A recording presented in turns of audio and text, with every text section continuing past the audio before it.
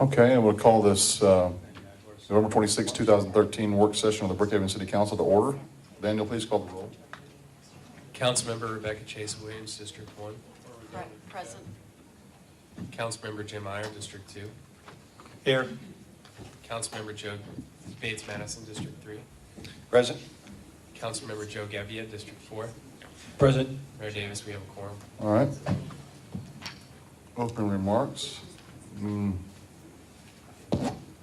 see. I have none right now. Agenda review.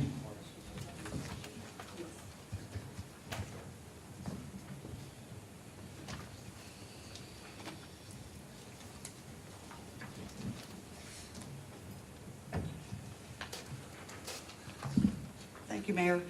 Okay.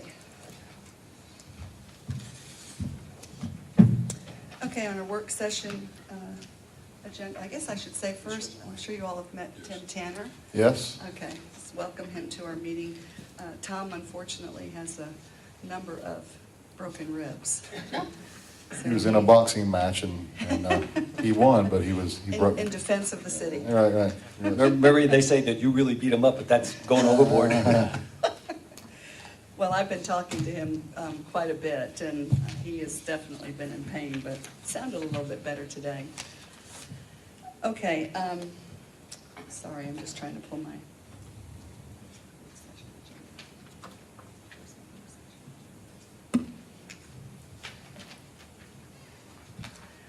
Okay, on the work session agenda, we'll begin with the preview of the council agenda items.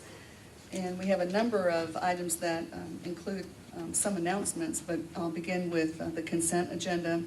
And of course, that deals with our special called meeting and city council work session for November the 12th, as well as regular council meeting minutes on November the 12th. I also have on the consent agenda the approval of legal services engagement letter for our interim city attorney, Tom Curry, with the firm of Coleman Talley.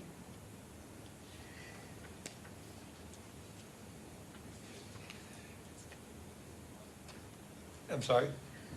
I'm anticipating your question. No, I have a couple of comments on the minutes that are really just clarifications of some statements I made. Should I give those to Daniel? I don't know that they need to be read, but should I give those to? Yeah, to Daniel, but when we get to that item on the council agenda, you'll definitely want to make that comment on the record. Just clarifying a couple. Yes, thank you. Yeah, would we do something like that at the regular council meeting? Right. Okay.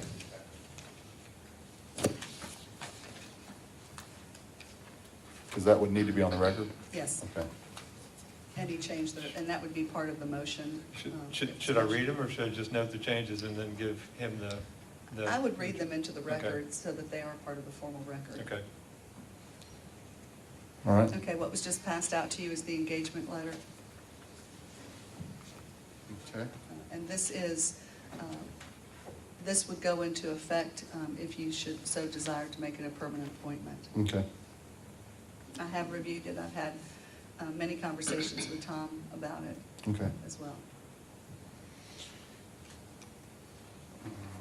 Okay, so continue with the regular All right. meeting agenda review, please. Okay, the announcements, we're all coming very close to the city's one-year anniversary, and so there is a plan for Brookhaven's birthday celebration, beginning festivities to begin December the 14th and carry out through, of course, December 17th with a reception and recognition of volunteers in the city, as well as our board members who serve on a number of our boards and commissions. We also have a tree lighting that's in there. Do you want Dana to make those highlights, or just, Mayor, I know you wanted to announce those during the council meeting, so do you want to just wait for that? Yeah, we'll just wait. Okay, all right. And then we'll have planning commission appointments announced by the mayor to be confirmed by council. I don't have a full list of that yet, so should I wait until Those that we know that are... we should go ahead and... Yes, because we need to get them trained. Okay. The zoning board of appeals, those are all reappointments, but they do need to be sounded into the record and reconfirmed by the council. Okay. We will also have park grant announcements. And I want to be sure that when we get to this item on the council's agenda, that I don't want the public misled that this is just all that's going to happen for the parks. Because as you know, when we get into the public hearing on the budget, there are funds that have been set aside through the host funds for park development, improvement, repairs, maintenance, an assortment of items there. And so this is just funds that we were able to allocate from the remainder of our balance from the 2013 budget, where we could jumpstart some improvements. Some of these requests have come from our friends of various parks that are very excited about this. And we were very careful too in how we were choosing what improvements we would make to our parks, because we didn't want to usurp the planning process of our Parks and Recreation Master Plan. So all of these items that you'll hear when we get to the City Council meeting tonight will be those that will augment and enhance what is already there. So make for a better park for the entire community. So I'm excited about that. And I hope that this will become an annual event, that we will be able to do this at the year end of all of our budgets moving forward. And so that where we have partnerships with different groups in the city, particularly the friends of whichever park it might be, that where they're raising funds and they would like to look for some match dollars, I think that would be a great idea and a great partnership with our community. I have a quick question about that. The Park Pride is evidently utilized by a lot of these friends groups for access to sort of the grant funding. Mm-hmm. Since we have so many parks and so many friends groups, is there a strategy or suggestion you have to possibly use an alternative? Yes. Or an inside, in our own 503B or whatever that organization is?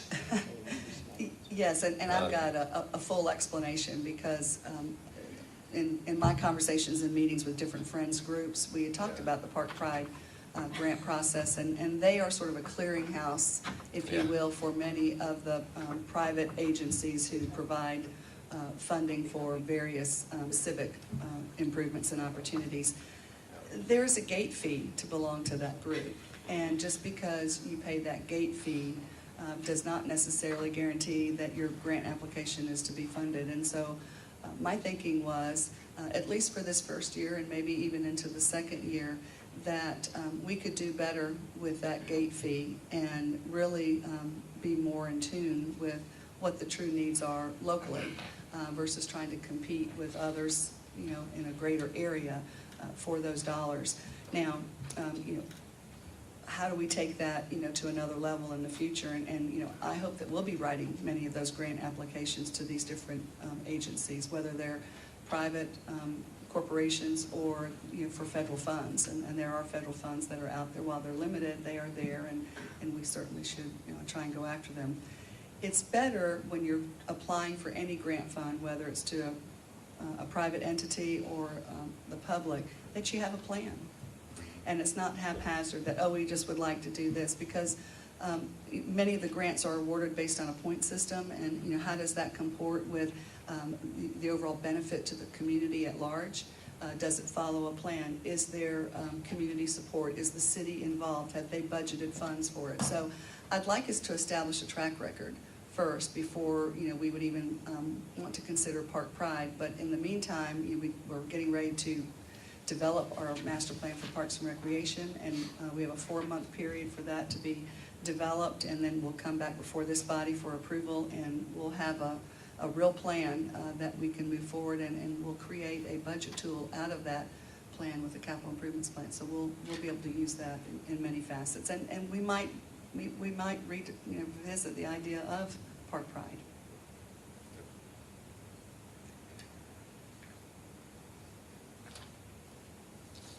Okay, item number 5 under that agenda item is sidewalks and paving schedule update. You'll recall at your last meeting, you all approved the sidewalks, which again is my hope and desire for you all that this will be an annual announcement. And that, again, this is above and beyond what is budgeted for these type of repairs or maintenance or improvements. These are actual sidewalk connections where there's missing gaps that you would be able to fill in. So you'll get the schedule of that, Richard. Looking for Richard, I'm sure he's on his way, but he'll be able to give you that update on where we are. Now, he does have a little bit of concern. He and I talked earlier this week, or yesterday actually, well, this has been a long week, and it's already Tuesday, that he's fearful of some of the weather that is, approaching I'm us. fearful for him. Well, then that makes me Yeah, we got a fearful. bet. We have a bet. You have a bet, oh, okay. Don't put that pressure. Keep that on the table. But, anyway, he's a little concerned about, some of the paving, but, he's working in earnest to get all of that done. So we'll get that update, on the projects that you all approved at the last meeting. Okay. All right, and then that, takes, How's he feel about the sidewalks? sidewalks he feels pretty good about. I don't know if he'll be able to capture all of them. And remember, the goal was, well, the absolute goal was to have everything in place, but the true goal is to have everything in some form of construction. Mhm. So there needs to be a firm piece of concrete that Jim and I can stand on. If I have to pour that Like I patch, said. I'll make sure that happens. Hence the bet. I cannot sink into the concrete. That doesn't, I'll lose if that happens. Well, then maybe I should ask if I could be excused if I leave now. So.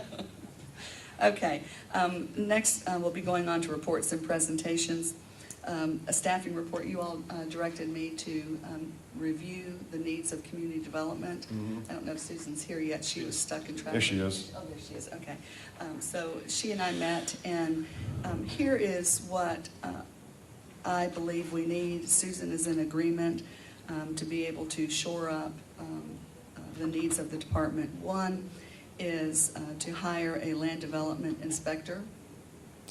Describe the, The inspector would go out and would check for soil erosion measures, construction pads that they're in place, making so sure. when the silt fence gets knocked down and mud's in the street, that's, Right. he will have a ticket book and he'll have a Yes, hammer and yes, some, Is that not something the Safe Builder is providing at this time?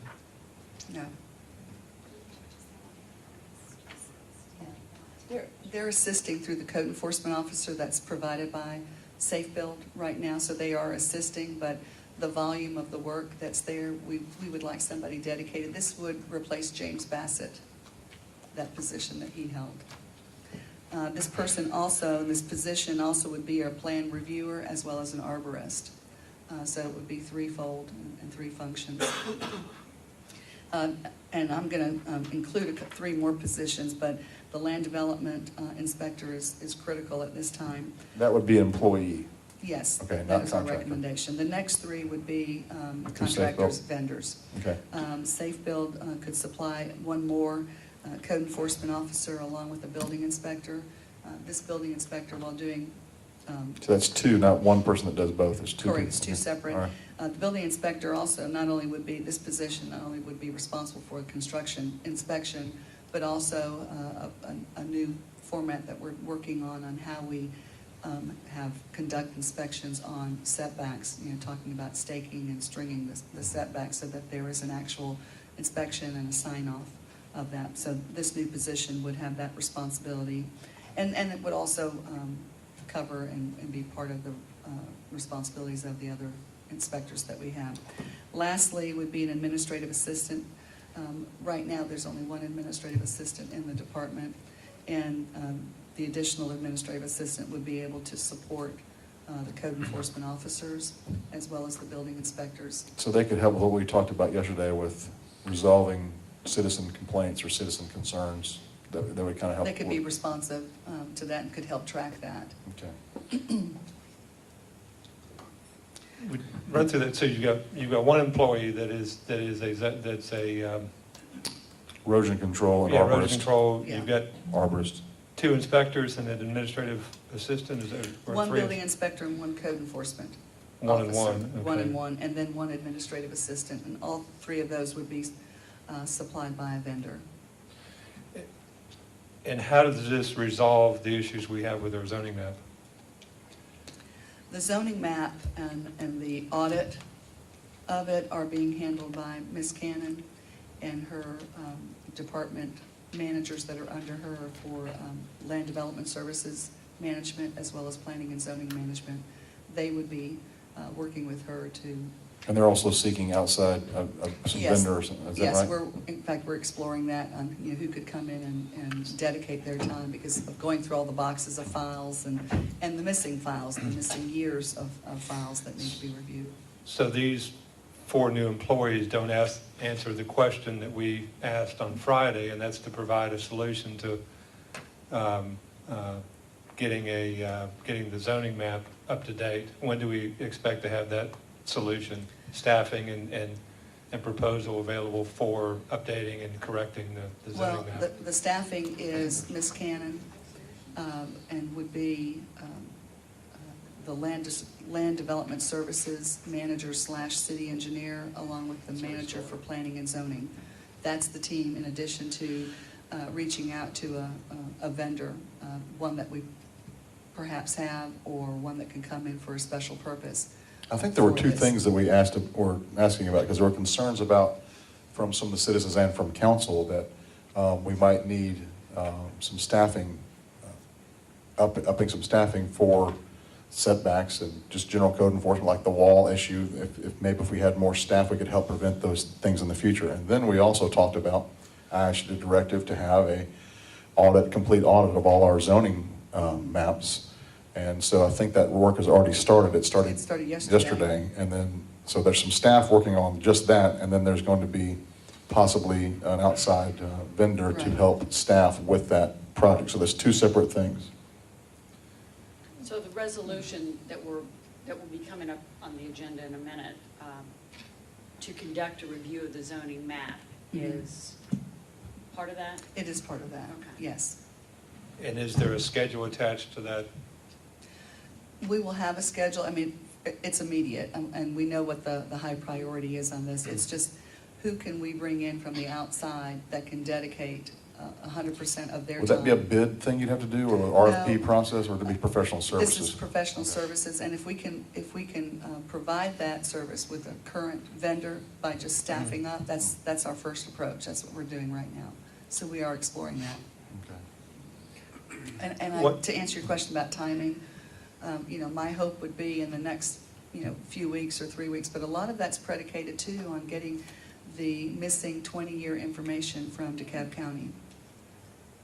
If we need help on that, let me know. But, you know, I understand that we've been working on this since February, March of this year, and I hope that we can bring it to resolution before the end of the year, so that it just seems to be one of those things that is ongoing, and unfortunately, we're finding that it's becoming a real problem with certain issues. Yeah.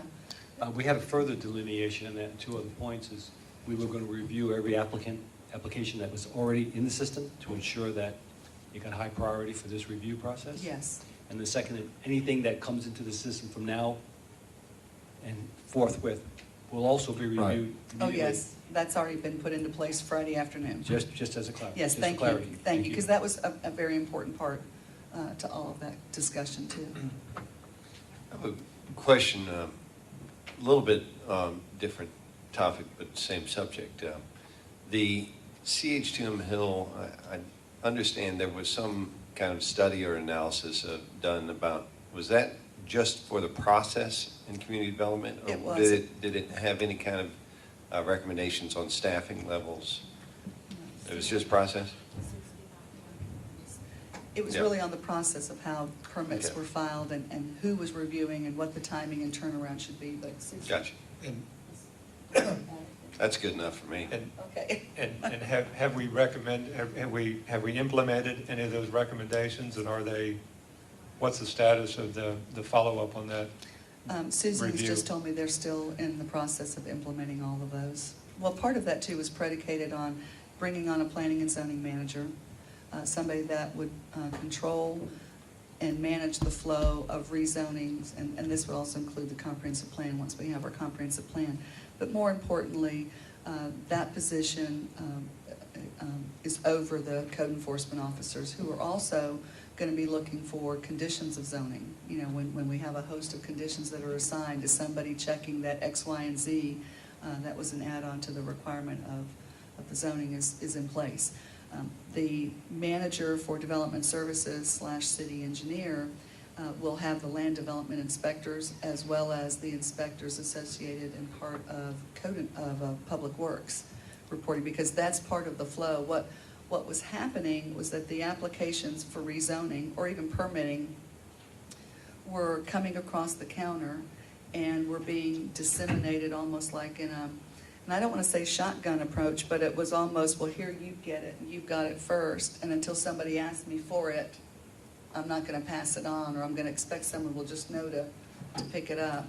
So that was part of the issue, was that nobody was really quarterbacking that from the standpoint of having this reporting line, and part of that was creating these two positions that I've just described, and then assigning those inspectors that are responsible to have direct reports to those positions.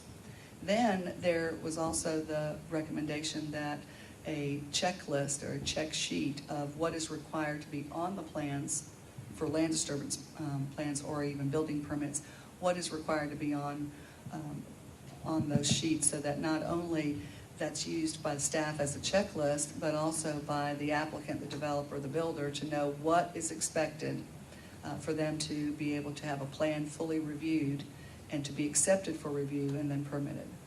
So those checklists are being worked on right now. And then who signs off? And that's really the key. When you have different departments that are responsible for just a segment of the review, we've got to be sure that one side of the house is talking to the other side, so that we understand. Just because one reviewer signs off and says that it's reviewed, what we've had happen is it's viewed as, oh, the project is ready to be permitted, when in fact it's not in many cases or many times. Are we still maintaining the 10-day turnaround for permit applications for the We initial are- comments? The 10-day, well, we are from the standpoint of what we're able to do, but we are still held up by our fire marshal because we don't have them yet. Tom has been working with the city attorney of Decatur. There were a number of changes that both Tom and I made to that intergovernmental agreement. It went back to the attorney for Decatur. He was fine with them, but he had to go back to the city management team to let Can we them put a take- deadline on that so that we scrap the whole Decatur thing and go Well, with the state I'm looking at a option? backup plan already, just in case. I know that Decatur wants to do it. Doesn't and- seem like it. Well, they have a lot on their plate too, and, Yes, I know. And Tom and I will keep pushing. But that doesn't necessarily affect the residential building permits, and I'm hearing from a number of builders that they have no idea when they're going to get plans back Okay. and those types of things. So I'd like to, I think it's important that we build the checklist so that checklist follows with the plan, so that Yeah. we know what's been reviewed, and if that's not being done, then at some point we need to understand better what the routing's been. It sounds like Right. we have as much a routing issue as a Well, as a- that's as a- part as of a it, yeah, permit. for sure. I tried to find some plans today. Libby was looking for some plans, and she was doing laps up and down the hall and still couldn't come up with a couple of plans that were permitted within the last 30 to 45 days. Okay. So, You weren't sometime- directing her now, were you? No, Okay. Marie told me to ask her for Making the sure. file, I and did. and so I did. I You asked her for talked the to me about file. We need to get a hall pass from you when we go down. I think that'd be good. Just we can have it. You got one. No, I Good idea. I was only asking a question, can I see a permit file that is? Which you all can do. You can Yeah. ask questions, absolutely. I appreciate the comments, and I'll get with Susan, and let us continue to report back to you on what's happening. Please- Builders Summit, Susan is working on that. She's Susan, you've got. regular building summits. Right, well, that's in the plan too, but there is a training session or an updating session for the builders and developers on some code changes that have taken. That one, but we need to have a separate one for Yeah, and I think that's a great idea, but I'd like to meet with them when community development can say, here's the process, and hand out a packet that has everything in there. So this is how you get a permit. is there a This is- time frame on that, Susan, roughly? I know you were swamped with everything, but Well, the hope was to get fully staffed and to have the fire marshal situation resolved to then be able to hold a forum that's complete. So Gotcha. I guess perhaps Marie and I can talk in the next 2 weeks and see where we are with the fire marshal. Okay. You know, we do have a new development service manager and a planning and zoning manager. I think, and at least getting that land development inspector will be, you know, it'll shore up a lot if we can have that happen. Marie, those positions, are those folks ready to come on within the next couple of weeks? Or- Yes. Okay. All right. We, New ones. New ones, yeah. New ones, correct. As much as a part of giving the builders information about our processes, I also want it to be equally a opportunity for them to gripe. You know, unless we yeah, hear for their sure. gripes Yeah. and listen to it and find solutions for it, we're not Right. improving. And it's my hope, and I know Susan agrees with me on this, and is that this is not just a one-time deal because we have a new packet of information or there's new codes that have been updated, that it is my hope that this becomes like a quarterly meeting, getting together and how's it going out there? Here's our concerns. What are your concerns? I mean, the dialogue has to work both ways. Okay, Susan? And we want to be able to say, this is what we'd like to do, but we want to hear from them. Mhm. We want to find out where the pitfalls are. We want to get their feedback because we want to make it better. So that's the goal. And so you're going to, when we have this resolution in the regular meeting, you're going to have a short presentation on what's been going on since Friday, correct? On Relative to the the zoning zoning, map? mhm. Yes, sir. Okay, all right, thank you. Susan, while you're up there, I have a question too. I just want to make sure I understand. I know you've been reorganizing the community development department, and we have a new vendor in there, so you've got a lot on your plate, but, so you've got, tell me the employees we have and sort of how you've divided those tasks. We have Ben Song, who's the planning and zoning manager, and he's over planning, zoning, and code enforcement. We have just hired Bennett White, who is the development services manager / city engineer. And he is over land development, building, permitting from both perspectives. He oversees public works, and he will be the liaison with Carl Carver on stormwater and working through the process to obtain our memorandum of agreement as a local issuing authority. So he has a very full plate. So there's community development director, which is myself, planning and zoning manager, and Bennett White is the development services manager, city engineer. We brought on the Safe Built team in place of the former Clark Patterson Lee team. And bringing on the Safe Built, we have one code enforcement officer, we have a chief building official, and we have 2 building inspectors. We are lacking a land development inspector, which we formerly had. We have been utilizing the services of Safe Built because a couple of those folks are credentialed as soil erosion control inspectors through the state. But that is not what they were hired for. We've actually we've called upon their graces to assist us until we are able to hire a land development manager. All right, and then the other 2, Um, 3, the administrative assistant. The other position in the office is a administrative assistant who is actually a contractor as well. And then we have the code enforcement, another code enforcement. But what we're person. asking for is the land development inspector, the code enforcement officer, potentially another building inspector, and an admin person to assist with resulting inspections, to assist with code enforcement, and to also kind of do the offload to help Bennett White and Ben Song, because Becky can't really cover all of us. So that's 3 or 4, depending on his needs. Okay. Yes. Can you, I've lost track of who's on what and who's on first and what's on second. Can you summarize this in an email, who the people Absolutely. are that you're bringing on? What positions are filled, what positions are vacant, and when you expect to have those positions filled so that we can better understand and just sort of see it in your words? I'm losing track, and I apologize, but could you, and again, not sometime next week, I'm not looking for it right away, but sometime next week, if you could summarize this whole reorganization, I think that'd be useful. And including the 4 new slots that we're talking about.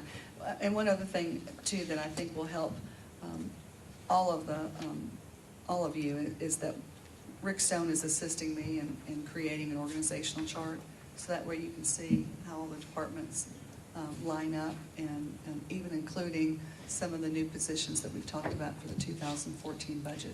Are you also asking how it compares to what it formerly was? Okay, No, just no, what it is, yeah, okay. Just All right. what's your new department structure, and Okay. really just to try to get an idea of who the people are and which are employees, what their duties are. And again, also what holes are what holes are there that From CPO. you're looking to fill, or that we need to provide resources to fill to round out that staff. Thank you, no problem. All right. And I wanted to ask you, so on the hiring of this land development inspector, who's also a plan reviewer and an arborist, is that somebody you have in mind? I do have someone in mind. So I just don't know if that's hard to fit that bill of doing all It this. is hard to fit that bill, but I do know a few people that have those credentials, and I do have someone in mind. Just a technical question on these code enforcers. Do any of these people, are they prepared to validate whether or not stream buffer codes are being adhered to? Code enforcement officers typically are not as qualified in that area as perhaps an engineer, our development services manager, or a land development inspector would be. The arborist So- guy would be. And the arborist really looks more at trees, but really. I mean, the guy that's the arborist and all those things, you're saying he could be the guy that did that? Well, he's going to mainly look at trees, but really, as far as stream buffers and state water classifications, you need a city engineer to do that, and Bennett White is credentialed to do that, as well as Carl Carver.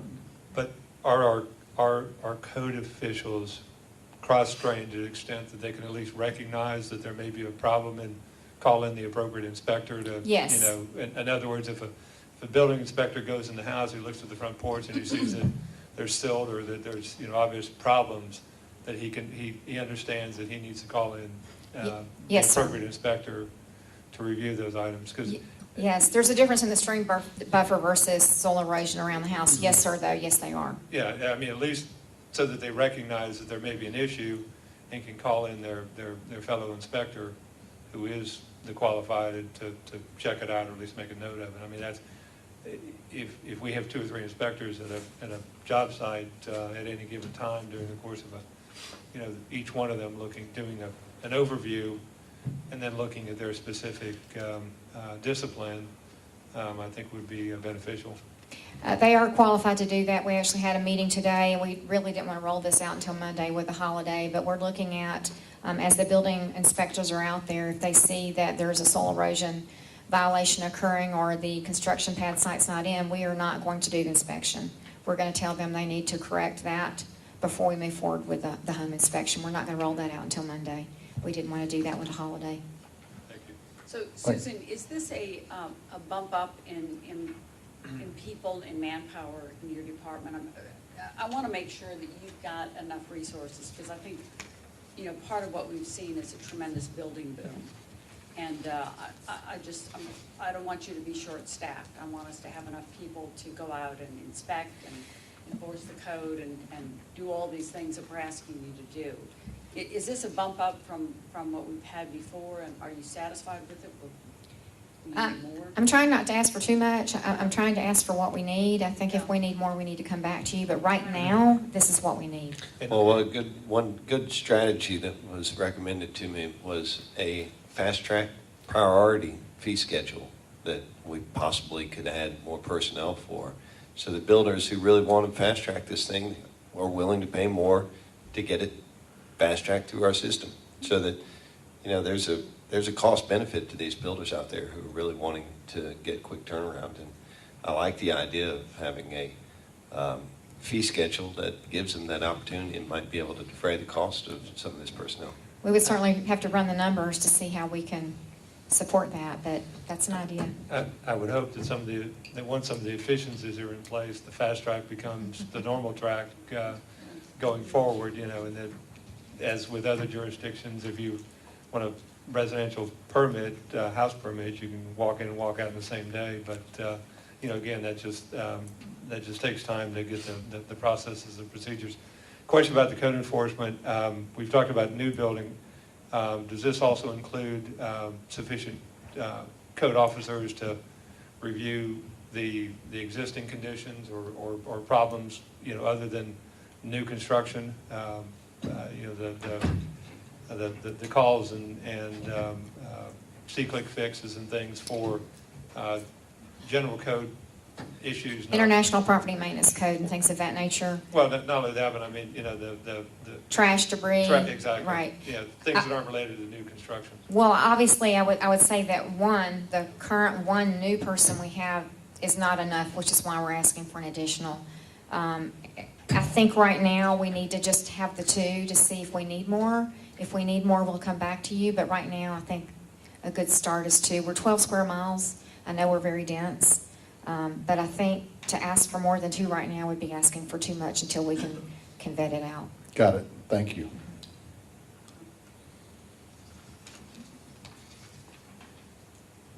Next, Maureen. Okay, next is the Beaufort Highway Improvement Plan contract update. I am here to report to you that the cap of $121,000 that you gave me was more than sufficient. We've been able to negotiate the contract without diminishing the level of services or the deliverables to $99,000 and some odd dollars. So we're right under. Thank you. Good job. $100,000. Thank you. And thanks to Susan. She was involved with me in those negotiations. All right. Do we have a start date on that contract? We're working on that now.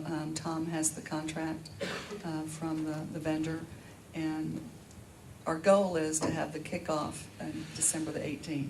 That's what we're shooting for, just trying to get all of that together. It could end up being after that date, but that's what we're working towards. All right. Thank you. So there'll be a public hearing on the budget. Right. And then old business, and then new business.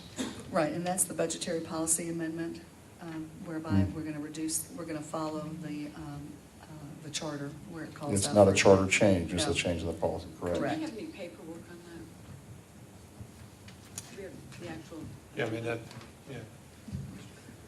Okay, we didn't get that from Mr. Curry, but remember, he's been down on his back.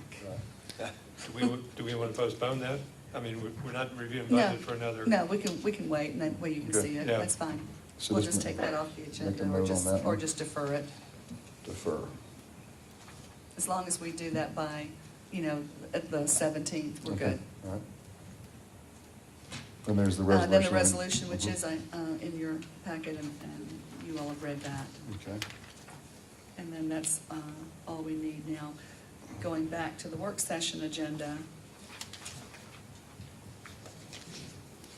a few items concerning some of the plans that are coming up on the steering committee appointments for each of the comprehensive plan, the transportation plan, and the Parks and Recreation master plan. Yeah, what's the deadline for these, for the steering committee appointments? If we could have them by sometime, maybe by Wednesday, December the 4th. Because Okay. we would like to give enough notice to those members. And again, this is all predicated on, launching these plans.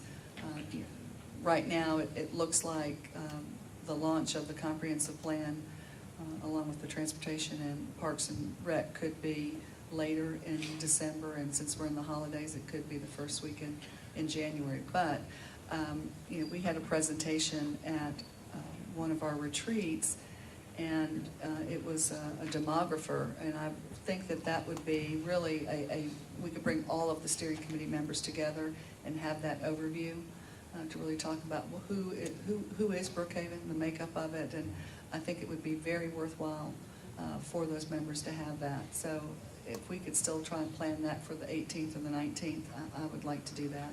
Okay.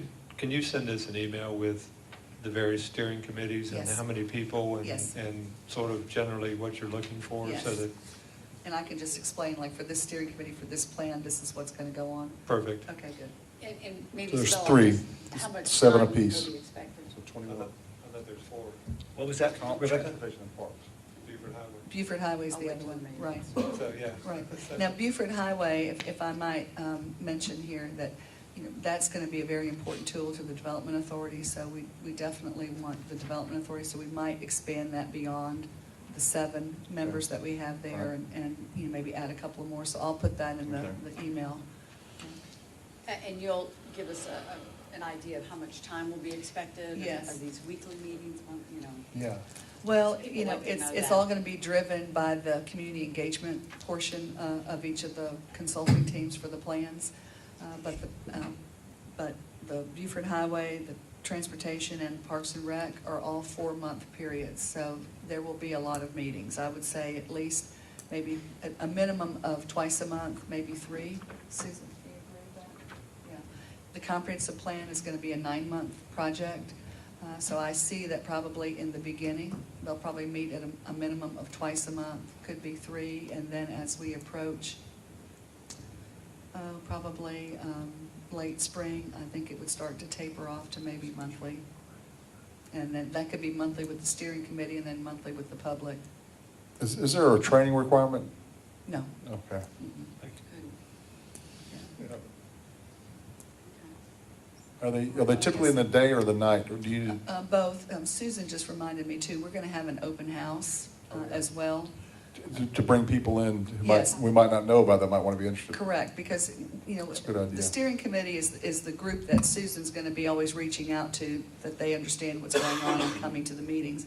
But there will be, public announcements that we want the entire community, whoever wants to show up, we want them there. It's important. There won't be an open house before we appoint these people? No. Okay. No, it'll be as we launch the plan, and maybe, in this open house, that's when we can have the demographer there, because not only for steering committee members, I think it would be of great interest to the community, those that would come to really find out what they might believe to be their community, and they might be surprised by some information they learn. So, but I would think the steering committee people need to be vetted, just like people on the boards too, right? Yes, absolutely. Okay, so Yeah. so when y'all submit these things by the 4th, they need to have their bios, their resumes, and all their contact info on the Mhm. resume. Mhm. Now, on the comprehensive plan, we are including the chairman of the planning commission. Right. That's important. And we will, when we start interviewing the vendors or the consultants, we want to include separate meetings just to update the planning commission, because the comprehensive plan will come to the planning commission for review and a recommendation, so we want them to be up to speed. Of course, the public's going to be absolutely invited. The steering committee will be part of those meetings, but it'll be presentation updates to the planning commission. All right, anything else on that?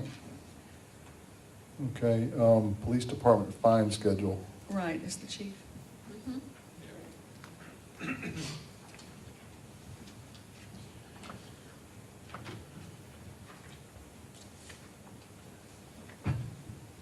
I'm not sure if you had a copy, but we turned it over to the city attorney who was finalizing it and was supposed to review it and go over it. Just to update it, because some of the fines were way out of whack, basically, from other jurisdictions. So we basically took Dunwoody's fine schedule and tried to put that in place. And we needed that to enable us to print parking tickets, to hang on parking tickets, so we could enforce parking very easily. We're expecting this to come back to you on December the 10th. Okay. It's for final approval? Right. Okay. All right, other agenda items? Yes, the December meeting schedule, of course, we have December the 10th, which will be the council meeting, and will be the meeting for council to determine and make a decision on the budget. And then December 17th is a date that we are looking at, because the next meeting is the 24th of December, so we need to cancel that and reschedule it. We are looking, did you hear that from St. Louis? Okay. We have reached out, we can't have the meeting here because there's a very, very heavy court docket, but Daniel has reached out to St. Martin's, and he thought he had a great idea that that's where it all began for you, and it would be nice to end your last council meeting of the year, your first year there, where it began. So we hope that that can work out. But we're looking at the meeting to be either 3 or 4 o'clock in the afternoon. And then from there, we would all adjourn and go to the festivities that we'll be hearing about later in the council agenda. I would just remember if we're doing it at St. Martin's, that's about when school gets out, so just Yeah, coordinate with right. them. I was And we're thinking more just waiting 4 to than hear- 3, because I think 4. they're out at 3, aren't they? Or 2:30. Carpool. Right. You don't know, okay. I think it's 3. Yeah, we'll check with them, but we'll want to be sure that, you know, we can get our business done and then get back to Okay. town Brookhaven. And If we need to make it to 4:30. yeah, we can, we'll work that, whatever works. Okay. The fire marshal IGA, I just gave you an update All right. already on that. Zoning ordinance text amendments, we had talked about a number of those at our last work session, and Tom is working with Susan. I'm involved somewhat on that, and we hope to bring that back at a later date because it will have to go to the Planning Commission, and because it's a zoning text amendment, it will have to follow Zoning Procedures Act. So the next time we'll get some actual language that Yes. we can play with, okay? Yes, exactly. I mean, you heard the subject matter last time, and so, you know, we're looking at what the administrative variance should be. Should there be a stream buffer variance, and what should that include, and who should it be available to? Right. So we'll look at all of that and be available. Just to be clear, these are just discussions about, just like we're doing with all our other Right, ordinances. we're not anticipating any movement unless we get so directed. Right. All right.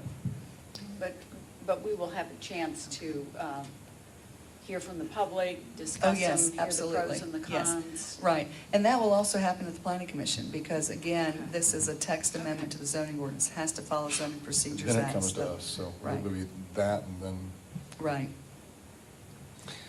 Let me take a step back to the police department fine schedule. And Chief, I don't know that you need to come up for this, but I just want to ask if we might be able to utilize communications to get the message out to the public about what these, what the parking fines are going to be. I think people know if there's a no parking sign, there's going to be, a fine and a ticket, but people might be, Yeah, it's they might not $200, understand yeah. our residential road rules, Right. and I'm not even sure, I know all of our residential road rules, so just thinking if there's a way we could be proactive in getting a communication out about, here are the rules about parking tickets so that people know, what the rules are. Actually, it's handled through the court system, and they'll be posted on court. but we need to send out a release, I think, too. Yeah, Because when somebody gets a parking ticket, they might think it's going to be $15, and if it's $500, then they need to know. We need to have told them. I don't know how much our parking tickets are. I guess they're different in different places. Depends on which violation. Right. You also alluded that it was, that the cab schedules, fine schedule was something you were not happy with, so you moved more closely to the Dunwoody. Yeah, we like to combine or compare our fine structure to the cities around us, and the cabs, some of them are way out of whack. Yeah, no, I am going to ask you to come up. If you could explain why you made the move and maybe what the inequities were. We made it just based upon what the other jurisdictions around us had, and compared to them. Some of them, like I said, were way high on DeKalb County, some of them were way low, so we took an average. Is there an example of one that might have been way high or way low? I can't think of one off the top of my head. The other thing that we'll be bringing with you is, and I have a list, is there are a lot of municipal ordinances that we'd like to adopt that we currently don't have before December 31st, so we'll have them in place also that will correspond to the fine structure. Do you have any examples of any of those, or what categories they might be in? Yeah, local ordinance, disorderly conduct, local ordinance, theft charges, because a lot of Oh. times we get better results in our municipal court than we would in state court. Okay. Urban camping. Urban camping's one of them. yeah. Street Oh. parking. Street parking, left wheel to curb, within so much of an intersection. Another example where we're getting a lot of complaints, it was actually one of our pet peeves too, was a lot of times you'll see, and it's dangerous, cars cut across private property to avoid traffic lights. Really? What about, We know about that. what about citations for fashion faux pas? We'll leave that up A to fashion your faux pas? discretion. Wearing white after Labor Day or things like, white shoes after Labor Day. Subject to interpretation. But I just want to make sure that we're proactive in educating our public on what the rules are before we start ticketing. So if we, The rules actually, we're following state law, so everyone, when they get their license there, they should be reversed in all of them. We'll issue warnings unfortunately, on the unusual ones, we'll be issuing warnings first, just like we do on all the other ordinances. yeah. Well, I think that a lot of people in Brookhaven sort of had this mentality of we were somewhat lawless, and just in that we didn't have great amount of police presence, and so the rules are for residential roads. It's legal to park on residential roads in Brookhaven, isn't it? Yes, unless it's within so many feet of an intersection, fire hydrants, just the common Yeah. things that everyone has. Right. Okay. Doesn't somewhere in our ordinance, it says that if the road is less than X feet wide, you can only park on one side, or? There is something, I think it's 10 feet. I'd have to look it up, but that was one of them that we were addressing too. Yes, Richard? I wouldn't think you could park on both sides ever. Yeah. You can, the way the ordinance residential. reads is that you can't park in such a way that leaves less than 10 foot wide of travel way. So that means two cars parking across from each other, if it leaves less than 10 feet, it's illegal. Or if the road's too narrow and you park on one side, we do have some really narrow a few really narrow roads here, which even if you park on the street on one side, you're leaving less than 10 feet. Not too many of those, but there's a few. Is that something we'll need to look at our streets on a transportation plan to put signage on that? Because I don't know of any. We don't, actually, those don't require, because of the 10-foot rule, you don't have to put signage on there for it to be illegal. If they're leaving less than 10 feet, they're Yeah. violating the ordinance and can be ticketed. I'm just thinking most people wouldn't get out, they don't have a tape measure and they wouldn't know and they'd park there and I'm sure the reason is you want to be a fire truck to be able to get through. Yes, and generally what we do on something like that, if we have a major problem and the streets are wide enough actually to park on both sides, however, it still is dangerous because of curves, we get together with Public Works and we do post it, no parking on this side. And we've done that around schools. If it is a narrow street and there's issues with getting trucks through, a lot of times with the officers, we'll find out where the party's at, we'll go to it. And We also need to look at streets that are dangerously narrow, maybe widening them. I don't know what the reasons were for them being narrow, but I would assume there's some that are probably. Most of those are inside residential neighborhoods, they're not through streets. Mhm. But the other thing where we are posting is when you get near, especially off of Dresden, where the chief had iterated to the parking so far from the intersection, I think there's a state law that says 30 feet, but if there's areas like on Ellijay, we just did this, and a couple of the others off of Dresden, where we've extended those with signage to as much as 150 or 200 feet, where, depending on the intersection, on a case by case. When we get into the transportation thoroughfare plan, we'll be classifying all of our roads and streets. Okay. So we'll be able to take a closer look at that too.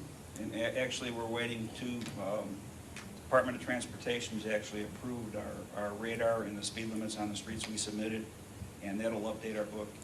That'll be an addendum to the ordinance for speeding and the speed limits on the streets, which has to be included in our ordinance. Because right now, if you look at our ordinance, we have streets that are throughout South DeKalb County, so it just needs to be updated. All right. Thank you. All right, so that we were down, base jumps us back up, we were down to zoning ordinance text and amendments update. Are we finished with that? We are. Before we leave the work session agenda, Tim was just mentioning to me, and he's got a couple of edits that we'd like you to consider on Okay. the resolution. Okay. This is on the zoning map resolution. And that's on which page of the packet? It's the last page. Very last page. Yeah. On the back. Of the regular, Backside, meeting. for the regular council meeting, yes. Everyone there? Remember, Marie, also, and I told Daniel, if we can make sure on our agendas we have the page numbers next to the items on the agenda. Thank you, yes. Thank you. If everyone's there, the second, third paragraph, I would change information, where it says contains zoning district information, I would change that to classifications. The last portion of that second paragraph is erroneous. I would change that to needs further review instead of saying simply that it's erroneous. Additionally, on the third paragraph, I would substitute the for erroneous, classifications for information, and Can you slow down for 1 second? I have a tendency to move too fast, sorry. So the third one was what? Whereas okay, put the in front of that, okay. It would read, whereas these zoning district classifications within the zoning map could possibly lead to instances of confusion. Okay. There, that's the end of my edits. Good possibly.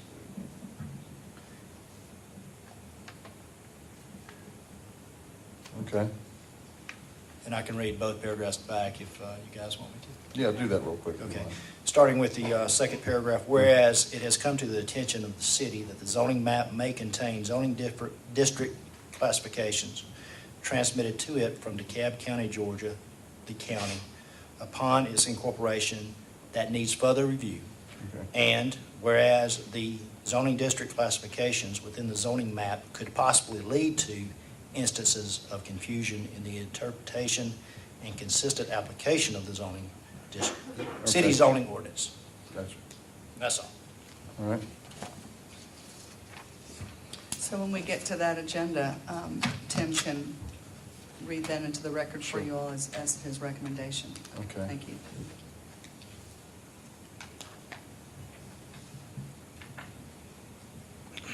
Is it possible to put a deadline in that resolution as to when the work will be complete? Well, so much of it's predicated on information we are able to gain from That we don't have DeKalb. control over. Yesterday, there was, Susan and her team had a meeting that went from 2:30 to after 5 o'clock. Was it 2:30? Right, when we finished our retreat yesterday until after 5. And it was a good meeting from what was discussed, but I would guess that they're going to probably need to get back. And there was a lot of discussion about that 20-year lapse, Tim. how to find that Yes. information. Is there a legal remedy if we're not being given the information, or if it's lost? I mean, what are our options there? If we're dependent on another party to give us the zoning information that we need, what are our options? What avenues have we utilized to obtain the information from DeKalb County at this point? Well, just one, looking at the information that they transferred to us, the zoning map and several boxes of cases, our own vetting of cases against the zoning map, and then this meeting yesterday to be able to obtain what we've been led to believe, that there's 20 years of missing case files from the county that was not transferred to us. So I think it's really more of an intense examination of what materials does the county know that it has and has available to provide to us. So I would think that there's probably several more meetings and conversation, and then taking that information and then getting the contractor. Well, what the problem, it could be our priority to get this done quickly, but it Right, could but not be they're the not. county's priority to get it Correct. to us. And I was wondering if there's any remedy at law. Well, of course, as a private citizen, you would have the option of filing an open records request to Right. get to request the needed information. If you Right. didn't get it within a certain time frame, you could file an action. Right. I've never been asked the question, two governments trying to work together, so it's kind of an odd situation. is. But I don't see any reason why you couldn't follow the same approach. Mhm. Now, typically, the 3-day turnaround time, there's some. That's just to respond to it. Just to respond to it, with exceptions, of course. Certainly, this may be a wealth of information that they don't have neatly packed away somewhere, so it will take some time, but I think that could possibly be an avenue that we could explore later on, Mhm. that we could file an open records request. Now, government, there are some exceptions, government requesting another government to provide the information, but we'd have to just look over and review Right. those, but that might be an avenue. Maybe would be help us, and what Jim was talking about is just, bi-monthly updates on what's going on, what we're lacking, what we have, what we need, what we don't have. We can put it on every council I agenda would to think give you an that- update on where things stand and Mhm. what we've been able to obtain and where that we are in the process. Right. We'll- Does this work also include a parcel by parcel review? I mean, we understand that there are, or at least, I believe I understand that there are discrepancies between the DeKalb County zoning map and the Brookhaven zoning map that are, aside from the cases and things that are lost somewhere, that, just because of errors in their reporting system, nothing more than Scribner errors, I was told, on a couple lots and those types of things. Does this work also include just physically looking, comparing their zoning map that they have on file at their zoning department with what we consider to be our zoning map? Well, there's a lot of different terms and terminology and maps floating around out there, because there's a lot of reference made to Hanson maps, there's a reference made to Bentley maps, there's reference made to historic maps, and many of the historic maps are about to fall apart. We met with 4 different people in the county yesterday. So when we vet this map, and when you look at the map and you see a zoning on the map, if you see C2 on the map or R100 on the map, that doesn't necessarily mean that it's just purely C2 or R100, because you have to go to the case file that then reveals, is there a slope on the property? Or what are the conditions of zoning? So we will have to go parcel by parcel to vet this map. So it will be a lengthy process, but we can't do it if we don't have the files. Right now, we have several boxes. We have close to 1,000 files that we've been going through. And Mike Edelson, he can attest more to this, but we created a spreadsheet for the data that we could that had tax parcel data tied to it, and then he attempted to map what we had, and that's where we found the 20-year hole. So he has been working on this diligently. I'm sure he would like a little more assistance from our staff relative to the vetting that we've been doing with the files, but we are missing quite a few files, and he did discover that. These aren't files that we obtained and then missed, they're ones that just never came over. They never came over. And just, and one more point that I wanted to bring up, and when we talk about completing this process, once we go through all of this and we vet this and we determine what changes may need to occur or not need to occur, we will have to go through zoning procedures. We will have to re-adopt the map, which will require it going to both planning commission and council. All right, and if we need to get outside vendor help from Mike too, not just Right. planning, but I think we need to do that too. We're looking at I all. don't want him to die back there in No. that windowless office. Right. And nobody would know about it. Right. It sounds like an excellent student project. I don't know if they're university students who are interested in.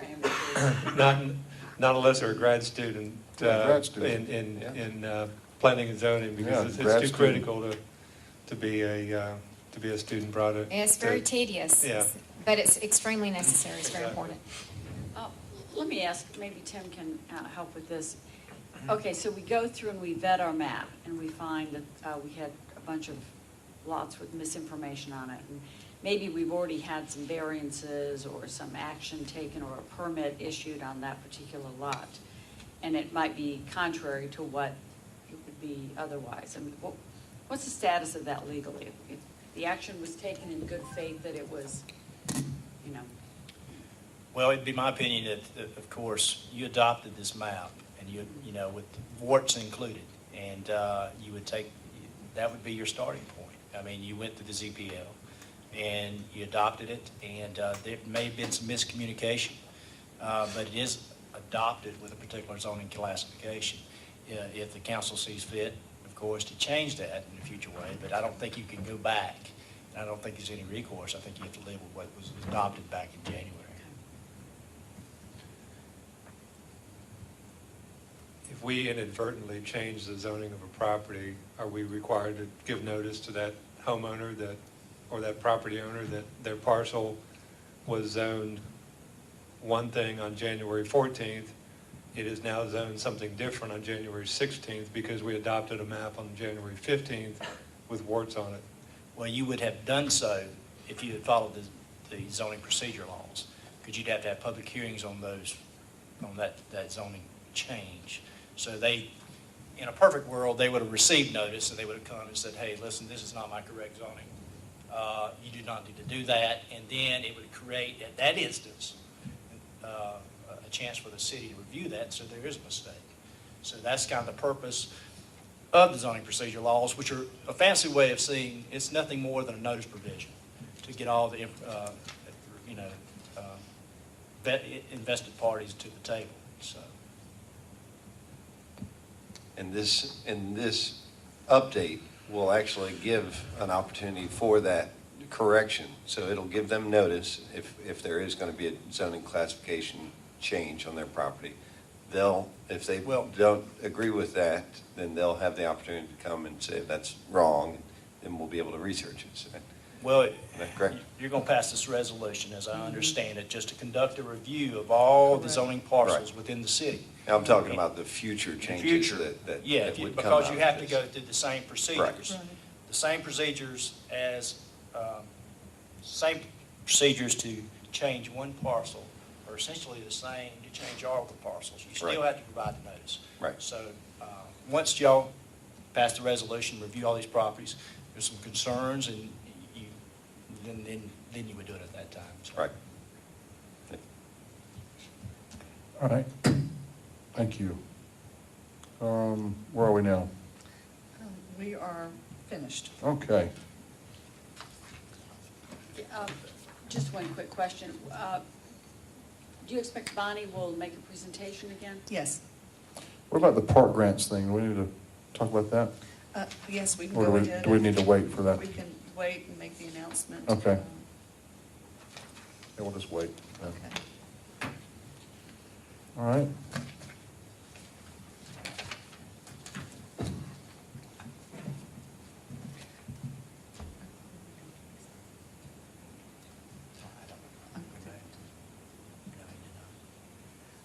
There was some conversation, Mayor, about going into executive session regarding litigation. Okay, yeah. For the work, yeah, we probably need to do that. And real estate? Yes. Yes. Thank you. Litigation and real estate. Do need to make a motion for that. Okay. Need- Mr. Mayor, we move into executive session to discuss a litigation matter and a real estate matter. I'll second. All right, any discussion? All in favor of executive session, signify so by saying aye. Aye. All opposed? All right. Be back in a little bit.